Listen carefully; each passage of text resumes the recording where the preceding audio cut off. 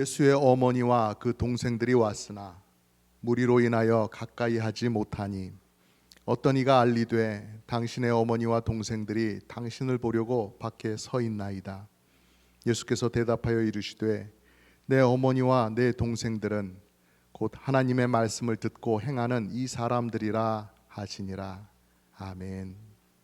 우리는 예수님의 가족이라고 하는 제목으로 말씀을 나눌까 합니다.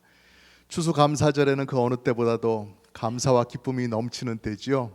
그렇죠? 예.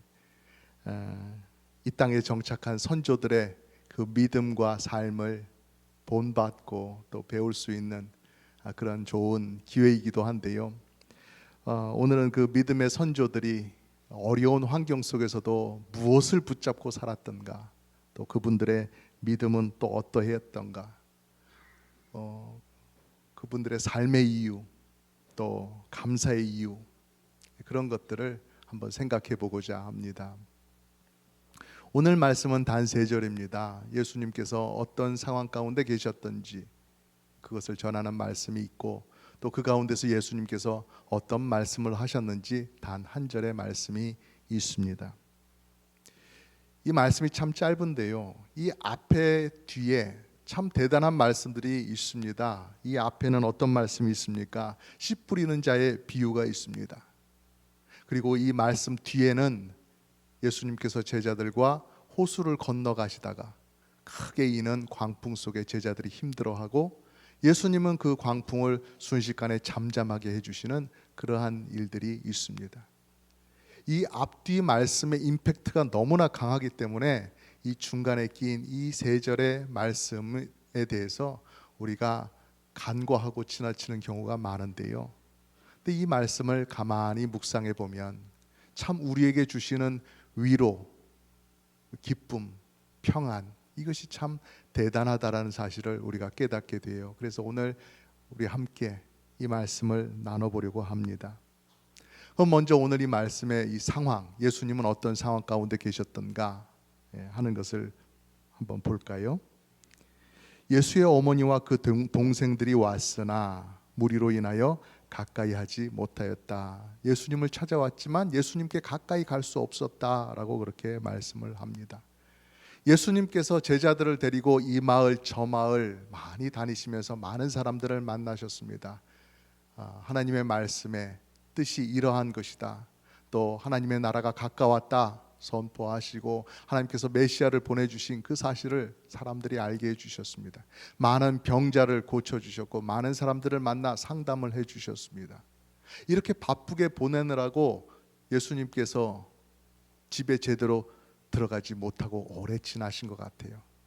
그래서 동생들이 우리 형님 살았나 죽었나 한번 알아보기 위해서 형을 찾아왔더라는 것이죠. 어머니를 모시고 형한테 한번 가봅시다 해서 이제 온 거예요.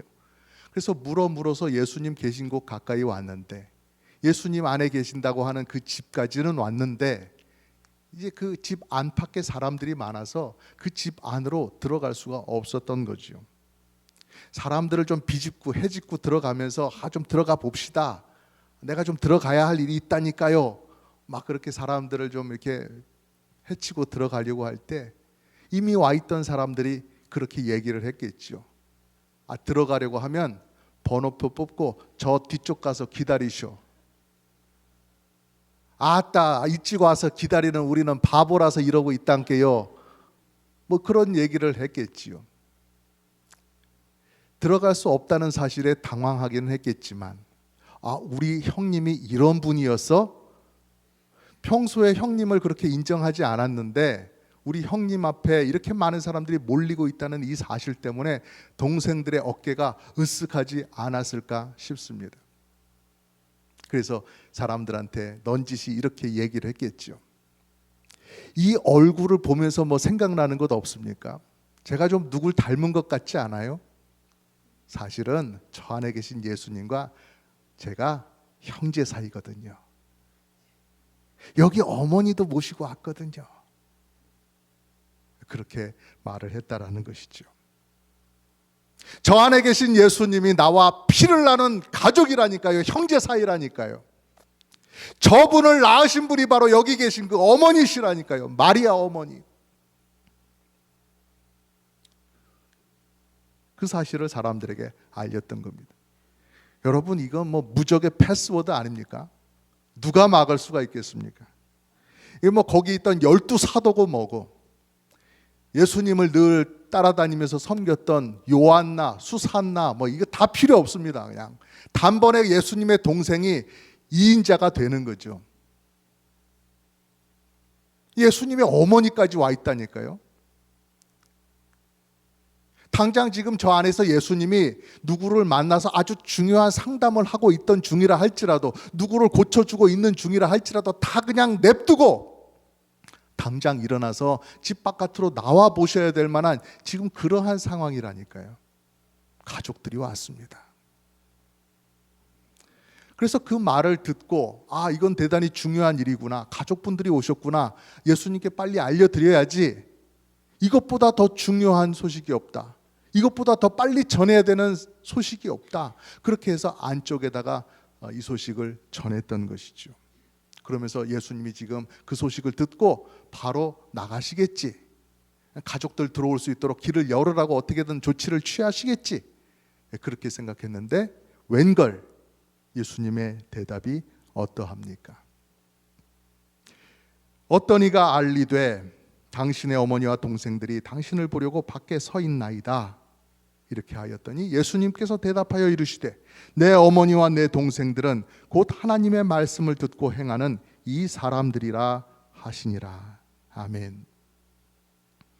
예수님께서 그 자리에서 이런 말씀을 하셨다고 해서 여기에 있는 분들이 내 가족들이니까 저 바깥에 있는 내 동생과 어머니는 내 알 바 아닙니다, 뭐 안 만나도 됩니다, 뭐 이렇게 말씀하셨다는 건 아니에요. 예수님께서 가족들을 이후로 아예 안 만나셨다, 그런 오해는 오해입니다.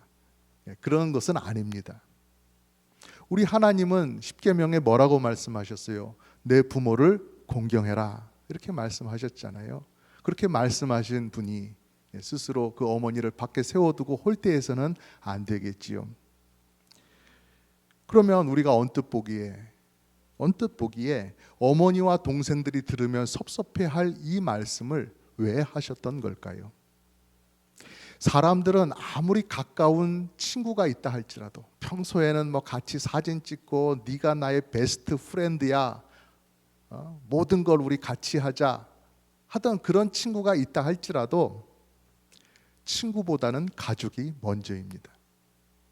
그래서 옛날부터 왕이 죽을 때 늘 그랬습니다. 아무리 충성스러운 신하가 있고, 아무리 공을 세운 신하가 있고, 아무리 왕 앞에 열성을 다해서 섬긴 신하가 있다 할지라도 왕이 죽을 때 그 왕권을 누구한테 물려줘요? 자기 자녀들한테 물려줍니다. 그만큼 자기 자녀들이 소중하다고 하는 거예요. 모든 일에 있어서 우선적인 것입니다. 세상의 모든 교회에 목사님을 사랑하는 성도들, 끔찍히 사랑하는 성도들이 무지하게 많습니다. 막 목사님 하면은 그냥 막 아주 그냥 모든 걸 다 주고 싶어 하고, 그렇게 사랑하시는 성도님들이 많이 있으세요. 참 좋죠. 그런데 제가 지금까지 살아오면서 그분들 가운데 소천하시면서 목사님한테 유산을 남겼다는 소식은 한 번도 들어본 적이 없어요. 우리는 잘났든지 못났든지, 착하든지 속을 썩이든지 내 가족이 우선이라는 겁니다.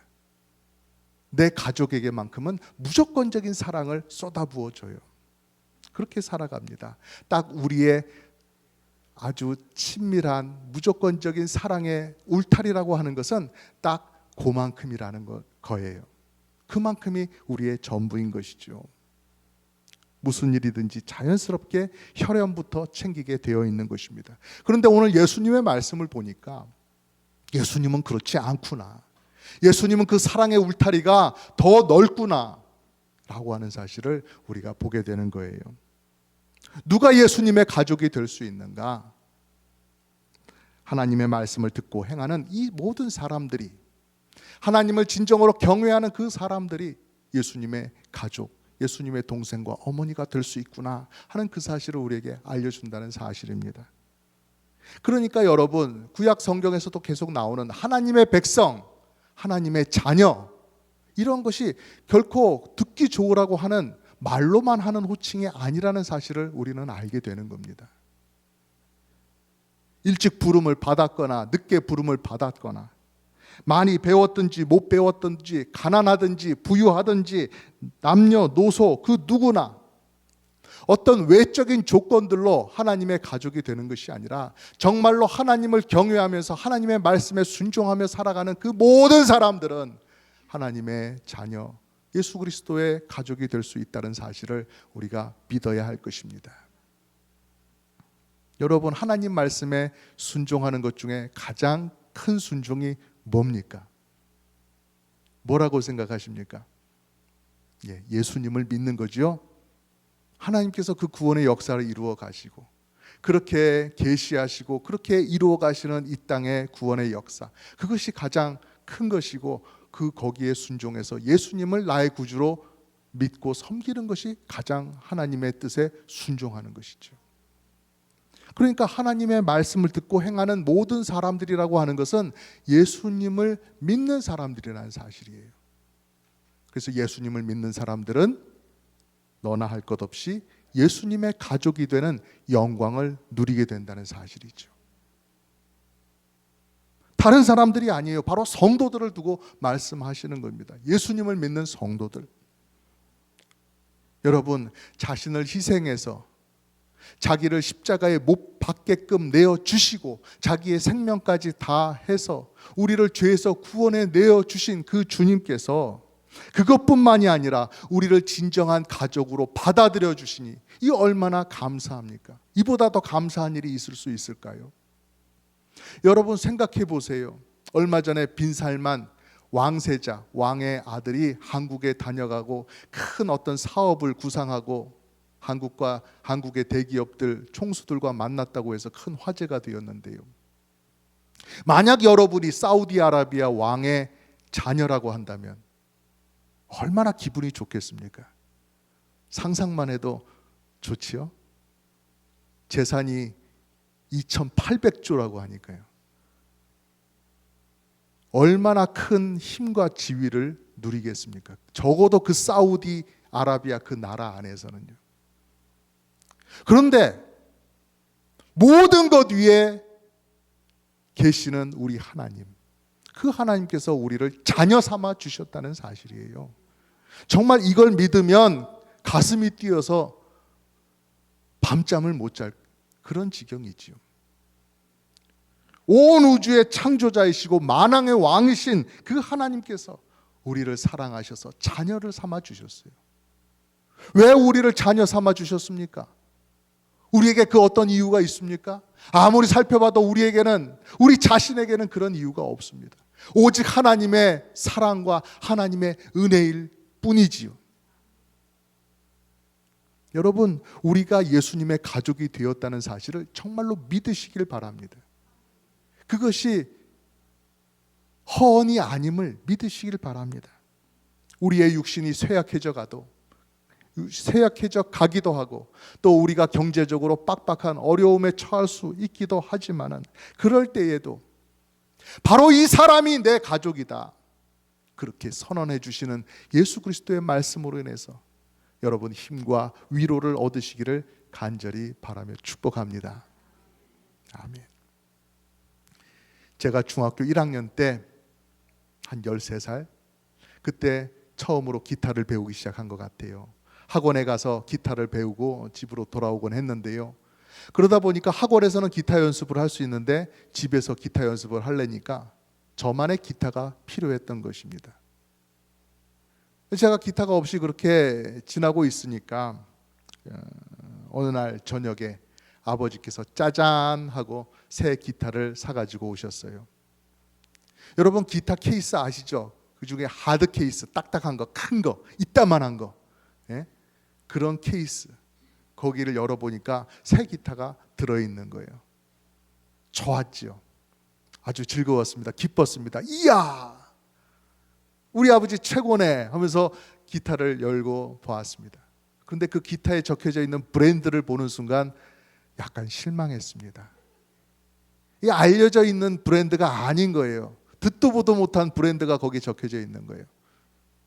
혹시나 싶어서 기타를 좀 쳐봤습니다. 역시나 기타 소리가 안 좋은 거예요. 아버지, 이 기타 얼마 주고 사셨어요? 하고 여쭤봤더니 싸게 주고 샀다, 이렇게 얘기를 하시는 거예요.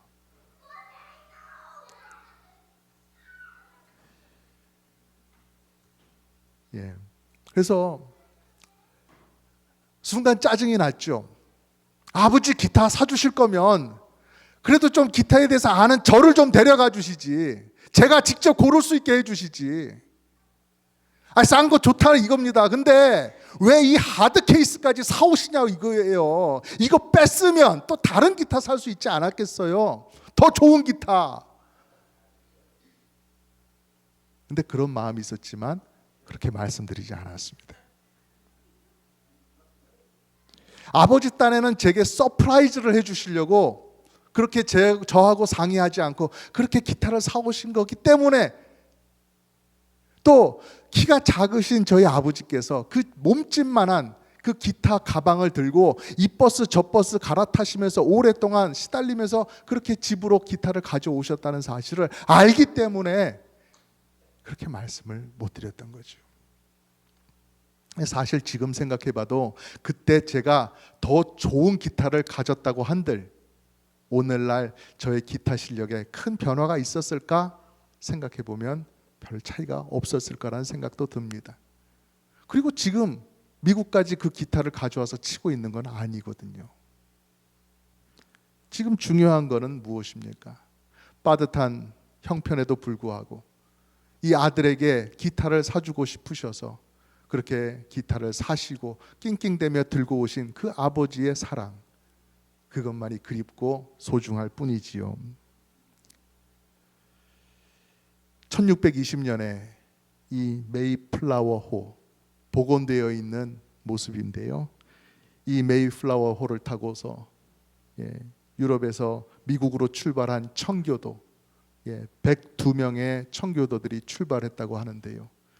긴 항해, 어려운 항해를 거치고 또 이 땅에 도착해서 추운 겨울을 거치면서 44명 많이 살아남은 그러한 힘든 시간을 보냈던 분들이었습니다. 근데 거기다 엎친 데 덮친 격으로 이 땅에 와서 농사를 시작했는데 첫째 해, 둘째 해 잘 소득이 없는 겁니다. 수확을 제대로 못하는 겁니다.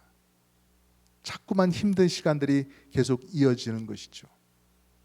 그런데 세 번째 해는 풍년이 되었습니다. 곡식들이 잘 자랍니다. 그런데 이 일을 어떻게 합니까? 그 곡식에 수많은 벌레떼들이 달라붙어서 그 곡식을 갉아먹기 시작하는 것입니다. 이제나 좀 수확을 많이 해서 배불리 먹어보나 했는데 벌레떼들이 거기에 말도 못하게 꼬이기 시작한 거예요. 잡아보려고 했죠. 손으로 막 잡아서 그 벌레들을 제거해 보려고 했죠. 근데 여러분, 우리 알잖아요. 이 플로리다 지역에서 개미떼들이 출현하면은 그거 하나하나씩 다 발로 밟고 손으로 잡아 없애는 게 불가능하잖아요. 그렇게 쉽게 없앨 수 있는 그 벌레떼들이 아니잖아요. 그래서 이 사람들이 벌레를 잡다 포기하고 마지막 수단을 사용했습니다. 여러분, 도움을 구하고자 할 때 도움이 없으면, 방법이 없으면 어떻게 해요? 그렇죠. 하늘에 계시는 하나님을 바라봐야 되죠. 이분들이 하나님 앞에 기도를 합니다. 하나님 아버지, 저희들이 잘못했습니다. 저희들이 하나님 잘 믿기 위해서 여기까지 왔는데 여러 가지 혹독한 환경 가운데서 저희들이 믿음을 잃고 다른 것에 우리들의 마음이 더 쏠렸었습니다. 그 모든 시간들을 이기며 지금까지 왔는데 우리 앞에 놓인 그 고생의 떡, 눈물의 환경에 매여서 그만 살아계신 하나님, 그분의 은혜를 잊었습니다. 저희들을 용서해 주십시오 하면서 회개의 바람이 불었던 겁니다. 그렇게 그들이 눈물로 기도하고 났을 때 그 다음날 벌레들이 잔뜩 끼었던 그 밭에 가보니 어떻게 되었어요? 벌레들이 다 먹어서 없어졌어요. 이제 걱정할 거리가 없어졌어요. 이제 어디서 참새떼들이 그냥 갑자기 날라와 가지고 그 벌레들을 잡아먹는 겁니다. 참새들이 와가지고 과일이나 곡식을 먹는 게 아니라 벌레들을 잡아먹어요. 그래서 벌레들을 싹 없애 주셨다는 겁니다. 그래서 그걸 보면서 사람들이 외쳤죠. 우리는 하나님을 믿노라. 우리는 하나님의 은혜를 기억하노라. 아멘. 여러분, 이러한 기적을 겪은 우리 믿음의 선조들이 그 이후로 한 해, 두 해 지나면서 계속 추수를 하게 되면은 하나님을 먼저 생각하고 하나님 앞에 감사하는 이 추수감사절의 전통을 시작했다는 사실이에요. 여러분, 땅에서 캐냈던 그 감자가 산처럼 쌓일 정도로 많아서 그들이 감사했던 것이 아니지요. 그들이 잡아먹었던 그 칠면조, 그 고기 맛이 대단해서 하나님께 감사가 우러나왔던 것이 아니지요. 척박한 환경에서도 하나님께서 나와 함께 하시는구나, 내가 바로 하나님의 자녀이구나 하는 그 사실 때문에 그들은 감사했던 거예요.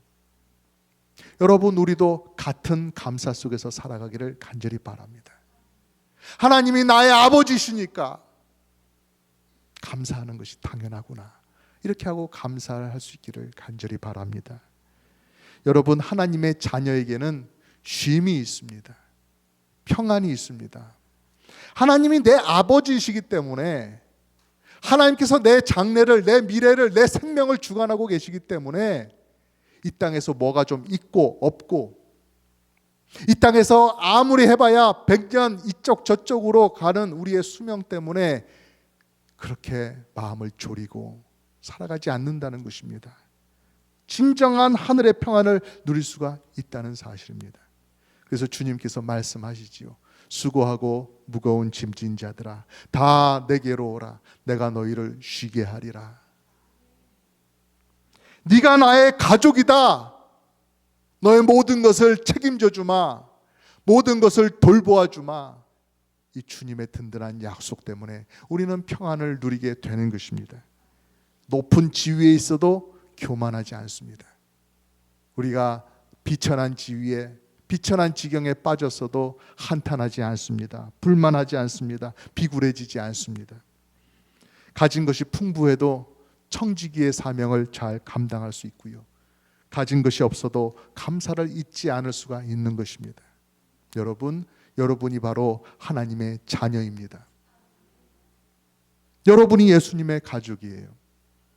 여러분, 이것보다 더 큰 선물이 있습니까? 더 큰 사랑이 있나요? 이것보다 더 큰 사랑을 받을 수 있는 방법이 있나요?